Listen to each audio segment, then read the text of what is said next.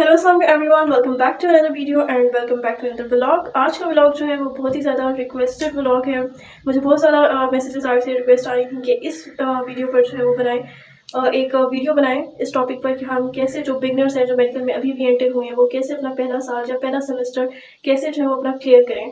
क्या क्राइटेरिया होता है, कितनी जीपी रिक्वायर्ड होती है और कैसे हम पढ़ें, क्योंकि पहले साल या पहले 2 सेमेस्टर जहाँ सेमेस्टर सिस्टम है वहाँ पे पहले 2 सेमेस्टर तो आपको ये समझने में ही लग जाते हैं कि पढ़ना कैसे है।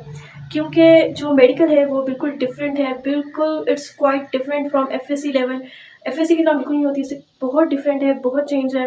तो पहले 2 सेमेस्टर तो आप लोगों को लग जाते हैं ये समझने में कि पढ़ना कैसे है। तो इस समझने में जो है वो कुछ लोग पास नहीं कर पाते, जीपी कम रह जाती है। तो फिर एक बर्डन भी स्टडी में होता है, फिर आपको लगता है कि आप नहीं कर सकते। बहुत सारे लोग जो है अपनी डिग्री स्किप कर जाते हैं। तो आज की इस वीडियो में मैं आपको सारी टिप्स बताऊंगी, सारा क्राइटेरिया बताऊंगी कि कैसे आप अपना स्टडी कैजुअल सेट करें, कौन कौन सी बुक्स हैं जिनको आप अच्छे से पढ़ें, क्या क्या चीज़ें हैं। तो सबसे पहले आप अगर मेरे चैनल पे न्यू है तो उसको लाइक एंड सब्सक्राइब कर दें। तो चलिए आप वीडियो स्टार्ट करते हैं। चलिए जी, बुक्स वगैरह तो आपने देख ली होंगी। ये सारी बुक्स जो थी वो मैंने निकाल के अपनी इधर टेबल पे रख दी हैं।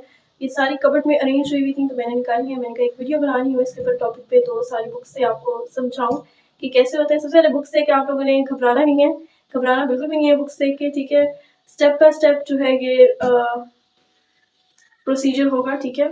तो इसके ऊपर वीडियो एक बहुत बड़ी बन सकती है और एक वीडियो में सब कुछ कवर अप नहीं हो सकता। तो जितना मुझसे कवर अप हो सकेगा मैं इस वीडियो में कोशिश करूँगी कवर अप करूँ।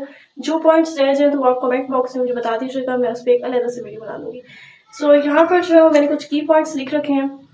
तो सबसे पहले जो है वो मैं आपको बता दूँ कि मेडिकल में टोटल जो सब्जेक्ट्स हैं वो आपको पूरे 5 साल में 65 टू 60 या 70 भी हो सकते हैं, इतने सब्जेक्ट्स होते हैं।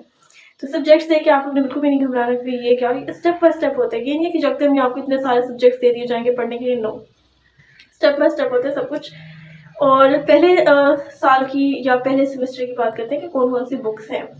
तो सबसे पहले जो है वो हमारे पास आ जाती है, मैं बात करती हूँ एनाटमी की। एनाटमी बहुत ही इंपॉर्टेंट और बहुत ही मेजर सब्जेक्ट है मेडिकल में, ठीक है। अब एनाटमी को आप पढ़ें कैसे, अब मेडिकल में आ गए हैं, एनाटमी को कैसे हम क्लियर करें। और एनाटमी सबसे इंपॉर्टेंट, मेजर और डिफिकल्ट सब्जेक्ट है। तो एनाटमी के लिए जो है वो 3 बुक्स हैं जो आपने पढ़नी है, ठीक है। पहली बुक में हमारे पास आती है जनरल एनाटमी। जनरल एनाटमी जो है वो आपको यहाँ पे नजर आ रही होगी, वो आप लोग हैं लाइक हुसैन की। मैंने भी लाइक हुसैन की ही बुक ली थी जनरल एनाटमी के लिए। वो ओवरऑल भी आई थिंक सब जगह पे यही चलती है। तो लाइक हुसैन की जनरल एनाटमी है। ये बुक क्या है, ये बुक बेसिकली आपको एक स्टेप है, एक पहला स्टेप है। जैसे आप नर्सरी में जाते हैं एबीसी आप सीखने हैं, तो जनरल एनाटमी में बेसिकली आप एबीसी ही सीखने हैं। ये नहीं कि सिर्फ एबीसी है, ऐसा भी नहीं है, ठीक है। उसमें आप मेडिकल को देखते हैं कि आपने एनाटमी को पढ़ना कैसे है, ठीक है। वो एक बिल्कुल माइनर सी है और ईजी बुक है। उसके बाद आपको नंबर 2 पे जो आपको बुक लेनी है वो है आपके पास स्नेल्स। स्नेल्स की क्लिनिकल एनाटमी बाय रीजन्स, ठीक है। वो बुक है स्नेल्स की। वो आप वो सबसे सबसे टॉप की और सबसे बेस्ट बुक है एनाटमी को याद करने के लिए, कि आप कैसे एनाटमी को अच्छे तरीके से, अगर आप चाहते हैं कि आपकी अच्छी जीपी आए, अच्छे मार्क्स आए, तो उसके लिए जो है वो स्नेल्स बेस्ट बुक है। तीसरी बुक जो जिसकी मैं बात करी थी बोन्स के लिए, बोन्स के लिए आप बीडी जुरासिया की एनाटमी है। उसका वॉल्यूम 1 2 3 4 ये आगे फर्दर स्टेप बाय स्टेप चलता रहता है। सबसे पहले आप उसका वॉल्यूम 1 ले लें। अपर लिम्ब की एनाटमी के लिए अलग होता है, लोअर लिम्ब की एनाटमी के लिए अलग उसकी बुक है। तो बीडी जुरासिया जो है वो बोन्स के लिए रखें। चौड़न एनाटमी आपने पूरी तैयार कर ली और स्नेल से जो है वो आप बाकी एनाटमी तैयार करें। और जो बीडी जुरासिया है उससे आप सिर्फ और सिर्फ बोन्स तैयार करें, सिर्फ और सिर्फ बोन्स जो हैं वो आप लोग जो है वो तैयार करें बीडी जुरासिया से। बोन्स के लिए बीडी जुरासिया है, बाकी आप एनाटमी जो है वो स्नेल से करें। स्नेल से अगर आपने एनाटमी एक दफ़ा कर ली उसके बाद आपको कोई भी अच्छे मार्क्स लेने से जो है वो नहीं रोक सकता। आपके अच्छे नहीं बहुत अच्छे मार्क्स आ जाते हैं, उसमें सारी डिटेल होती है, बहुत अच्छी बुक है स्नेल्स की, उससे आप लोगों ने जो है वो तैयार करना है। अच्छा जी, दूसरी बात मैं बताती चलूँ कि मेडिकल में जो है वो आपके जितने भी टोटल सब्जेक्ट मैंने आपको बताए थे, ठीक है, उनमें सिर्फ 5 से 6 सब्जेक्ट पे आप लोगों ने ग्रिप रखनी है, थ्रू आउट ग्रिप रखनी है। अगर उसमें आप ग्रिप रख लेंगे तो आप एक बहुत अच्छे लीडिंग डॉक्टर बन सकते हैं, ठीक है। एक बहुत कॉम्पिटेंट लीडिंग डॉक्टर आप इन फ्यूचर बन सकते हैं। आपने इन 5 से 6 सब्जेक्ट्स पे ग्रिप रखनी है थ्रू आउट। सबसे पहले हमारे पास आ जाता है एनाटमी। दूसरे नंबर पे है हमारे पास physiology, cardiology, pathology, medicine and pharmacology.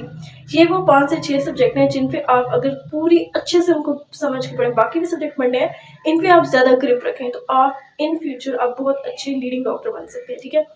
Anatomy की बात हो गई। अच्छा, एनाटमी में आप बात करते हैं पेपर क्राइटेरिया कैसे होता है। एनाटमी का पेपर क्राइटेरिया में ये होता है कि उसका सारा पेपर जो है वो सिनेरियो बेस आता है, ठीक है। एक तो ये सिनेरियो बेस पेपर होता है। सिनेरियो बेस इस तरह से कि फॉर एग्जांपल मैं आपको एग्जांपल देती हूँ। फॉर एग्जांपल के अगर आपके पास सिनेरियो ऐसे है कि एक पेशेंट आपके पास आया है, उसकी एज है 20 ईयर्स या 25 ईयर्स, ओल्ड फीमेल है, ठीक है। उसको जो है वो आपके पास आई है, वो आपसे कहती है कि मुझे जो है वो कॉम करने में डिफ़िकल्टी होती है, मैं कॉम करती हूँ, मैं पीछे तक अपना हाथ नहीं कर पाती हूँ। मुझे एबडक्शन एडक्शन में भी प्रॉब्लम आ रही है, मैं अपना हाथ जो है वो अपना शोल्डर फ्लेक्स नहीं कर पा रही हूँ, मुझसे जो है वो मेरे शर्ट के बटन नहीं बंद होते सही से। तो वो आपसे इस तरीके से आई है, ये उसने आपके सामने सिनेरियो रख दिया। अब आपको इस सिनेरियो से, अब वो डिपेंड करता है एग्जामिनर पर कि उसने क्या आपको क्वेश्चन दिया, क्या सिनेरियो दिया। तो इस तरीके से फिर आपको इसको डायग्नोस करना है। उसने डायग्नोस करने के लिए बताया, फिर आपको डायग्नोस करना होगा कि एक्चुअली में ये जो इसने सिम्टम्स बताए किस बीमारी को कर रहे हैं। उससे एटेक्सिया है या जो भी बीमारी है आप उसे बताएंगे, या उसे रोटेटर काफ का मसला है, फ्रोजन शोल्डर हो रहा है, उसे एटेक्सिया है, तो ये सारी चीज़ें आपको डायग्नोस करनी है। डायग्नोस करनी समहाउ वो एग्जामिनर पे डिपेंड करता है। वो आपसे पूछ लेता है कि इसकी क्लिनिकल फीचर्स क्या हैं, इसकी मैनेजमेंट क्या है, इसकी एटियोलॉजी क्या है। अब आपको एटियोलॉजी हर डिजीज़ की पता होनी चाहिए, ठीक है। सिनेरियो की तो मैंने बात कर ली, ठीक है। एमसीक्यूज जो है वो सारे कॉन्सेप्चुअल होते हैं। फिर से मैं बात करूंगी कि एफएससी लेवल की स्टडी नहीं होती, ना ही एफएससी की तरह के एमसीक्यूज होते हैं, क्वाइट डिफरेंट है, ठीक है। और इसमें जो है आपने हर चीज़ को कॉन्सेप्ट से क्लियर करना है। ये नहीं है कि आप कहेंगे एग्जाम की रात बैठ के 2 महीने पहले एग्जाम से हम रट्टे मार लेंगे तो एग्जाम क्लियर हो जाएगा, ऐसा बिल्कुल नहीं होता, ठीक है। आप लोगों ने जो है सारी कॉन्सेप्चुअल स्टडी करनी है। जो लेक्चर आप यूनिवर्सिटी में जाके ले रहे हैं अपने, ठीक है, उसको एक तो बाकायदा नोट डाउन करते रहें। जो भी आपकी टीचर आपको लेक्चर दे रही है जिस सब्जेक्ट, उसे नोट डाउन करके लिखते जाए, ठीक है।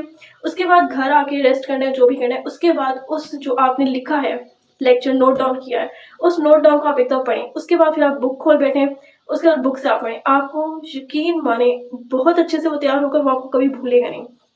मेडिकल में आपको डेली डेली पढ़ना होगा, ठीक है। डेली टू डेली पढ़ेंगे तभी आप अपना जो है वो ईयर क्लियर कर पाएंगे, वरना आप मेडिकल में ड्रॉप हो जाएंगे। बहुत सारे मेरे साथ के जो है वो स्टूडेंट्स थे, क्लास फेलोज थी, जो कि ड्रॉप हो गई थी या जिन्होंने स्किप कर दिया था क्योंकि उनसे नहीं पढ़ पा रही थी। क्योंकि वही बात आ जाती है कि डेली का डेली पढ़ना होता है, कंसेप्ट क्लियर होने चाहिए। और जो आप चाहते हैं कि आप अपनी एनाटमी या कोई भी सब्जेक्ट को अच्छे नंबरों से पास होते हैं, तो आपने 3-4 चीज़ों पे फोकस रखना है उस सब्जेक्ट की। सबसे पहले अगर आप कोई डिजीज़ पढ़ रहे हैं, ठीक है, उस डिजीज़ की एटियोलॉजी, उसके क्लिनिकल फीचर्स, उसकी मैनेजमेंट, उसका डायग्नोस, उसका ट्रीटमेंट, ये 4-5 चीज़ें हैं जो कि आपको अच्छे से आनी चाहिए। स्पेशली एटियोलॉजी तो आपको हर हाल में पता होना चाहिए, ठीक है। उसके अलावा उसकी इन्वेस्टिगेशन आप क्या क्या करवा सकते हैं, कि उसके डायग्नोस के लिए आप कौन कौन से टेस्ट करवाते हैं, क्या क्या चीज़ें होती हैं, ये तो होगी मेजर बात होगी, ठीक है।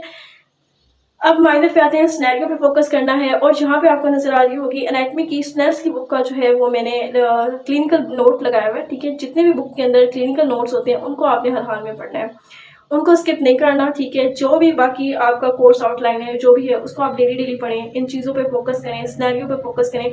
सिनेरियो बेस्ड क्वेश्चंस जो हैं वो बहुत आते हैं, सब्जेक्टिव में भी और ऑब्जेक्टिव में भी एमसीक्यूज बहुत होते हैं, उन पे आप फोकस करें, ठीक है। और कंसेप्चुअल स्टडी है, डेली डेली पढ़ें। और हाँ, एक सबसे बेस्ट बात मैं बताऊँगी। सबसे पहले आप अभी आप एंटर हुए हैं, आपको नहीं पता कैसे करना है, क्या सिनेरियो है, क्या पेपर का क्राइटेरिया है, उसके लिए जो है वो आप पास्ट पेपर की बुक ले लें। यहाँ पे आपको दिखानी है पास्ट पेपर की बुक है, मैंने जो ली थी वो मैंने ये ली थी। आप किसी भी जो बुक स्टोर्स होते हैं, बुक शॉप होती है, उन पे जाके पता कर सकते हैं कि मेडिकल की कौन से पास्ट पेपर्स मिल रहे हैं, जिस भी सब्जेक्ट के आप लेना चाहें। एक सब्जेक्ट वाइज ही मिल रहे होते हैं, कहीं पे पूरे साल के भी आपको पास्ट पेपर्स मिल रहे होते हैं, वो आप ले लें। उसमें आपको सारा सिनेरियो पता लग जाएगा, किस तरीके से एमसीक्यूज आए हुए हैं, किस तरीके से क्वेश्चंस आए हुए हैं, ठीक है। ये सब चीज़ें होंगी। सिनेरियो की भी मैंने आपको बात कर दी। और आप लोगों ने फोकस रखना है जो भी चीज़ आप पढ़ें। अब बोन्स, जिस तरह फॉर एग्जाम्पल एनाटमी की हम बात कर रहे हैं कि एनाटमी में जो है वो आप लोग पढ़ रहे हैं बोन्स, ठीक है। आपको बोन्स की हर एक चीज़ पता चाहिए। सबसे पहले आपको बोन, अगर समझे फॉर एग्जांपल हम पढ़ रहे हैं क्लेविकल, ठीक है, हम पढ़ रहे हैं क्लेविकल के बारे में, आपको क्लेविकल के बारे में उसकी ये चीज़ पता होनी चाहिए कि ये कौन सी साइड की बोन है, इसका पार्ट्स के नेम पता होने चाहिए क्लेविकल के सारे। उसके अलावा आपको सारे मसल्स पता होने चाहिए, उसकी पूरी एनाटमी आपको क्लेविकल की पता होनी चाहिए, इसके कौन कौन से मसल्स होते हैं, एंटीरियर कौन सा है, सुपीरियर कौन सा है, ये सारे उधर मसल्स आपको पता है। वो सारे मसल्स आपको पता होने चाहिए, ठीक है। आपको सारे नर्व रूट का पता होना चाहिए। अब फॉर एग्जांपल आपके फर्स्ट सेमेस्टर में अपर लिम्ब की एनाटॉमी, तो आपको अपर लिम्ब में सारे मसल्स के नेम आने चाहिए। आपको सारी जो है वो नर्व रूट का पता होना चाहिए कि अपर लिम्ब की नर्व रूट कौन कौन सी हैं, उनके मसल्स कौन कौन से हैं। उसके अलावा फिर जब आप ऑर्गन्स के रीजन की स्टडी करते हैं तो उनका आपको पता होना चाहिए, जैसे कि एब्डोमिनल रीजन में एब्डोमिनल मसल्स थे, उसके बाद इनगाइनल कैनाल है, और भी जिस है लंग्स में आप जो है उसका डायफ्राम, लंग्स का पूरी, ये चीज़ें आपको पता होनी चाहिए एटलीस्ट, ठीक है। और किस चीज़ के रप्चर होने से, फॉर एग्जांपल लंग है, लंग के किस पार्ट के रप्चर होने से जो है वो हमें क्या क्या चीज़ें जो हो सकती हैं, हेमीप्लूरल था, ये सारी चीज़ें जो है वो आपको पता होंगी, ठीक है। इन पे हमने फोकस रखना है। जो क्लिनिकल नोट्स हैं उन पर ग्रिप रखनी है, बोन्स पर ग्रिप रखनी है, उस पर ग्रिप होनी बहुत ज़रूरी है, ठीक है। मसल सारे अपर लिम्ब की आपको पता होना चाहिए, अपर लिम्ब की पोजीशंस क्या क्या होती हैं वो भी पता। और इसके अलावा जो है वो मैं आपको दिखाती हूँ कि पढ़ने का तरीका, ये जो है ये आपको नज़र आ रहा होगा, और यहाँ पे भी मैंने ओवरले कर दिया, आपको नज़र आ रही होगी। ये जो है वो हमारे पास इस तरह है कि एब्डोमिनल रीजन जो है, एब्डोमिन रीजन जो है उसके विजरास कहाँ कहाँ पे पड़े होते हैं, तो 9 थे एब्डोमिनल रीजन्स, ठीक है। उसको मैंने 3 इधर इधर कर दिए थे, और उन पे मैं की पॉइंट्स लिख देती थी कि राइट हाइपोकॉन्ड्रिक रीजन में कौन से हैं, लेफ्ट हाइपोकॉन्ड्रिक रीजन में कौन कौन से विजरास पड़े हैं, ब्लैकल रीजन में कौन कौन से हैं। तो इस तरीके से जो है मैं अपने की पॉइंट्स बनाया करती थी, इस तरीके से मैं पढ़ा करती थी। आप लोग भी जो है वो अपने की पॉइंट्स बना के इस तरीके से नोट्स बनाया करें। उसके अलावा जिस तरह से यहाँ पे जो है ये स्केचेस से जो लंबर प्लेक्सिस क्या होता है, सैक्रल प्लेक्सिस, ये आप बना के इनको, ये मोस्ट इम्पोर्टेंट है और इनको याद करना भी बहुत ज़रूरी है। तो ये आप इस तरीके से जो है वो आप खुद हैंडमेड करेंगे तो ही आपको याद होंगे, अदरवाइज नो चांस।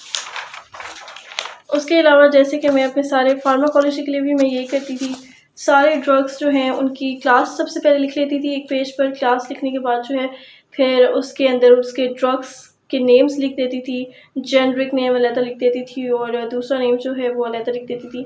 तो इस तरीके से जो है वो आप की पॉइंट्स बनाएं, इस तरीके से जो है वो आप इजीली याद कर सकेंगे। यहाँ पे आप देख सकते हैं जिस तरह से यहाँ पे मेरे पास टॉपिक है जॉन्डिस।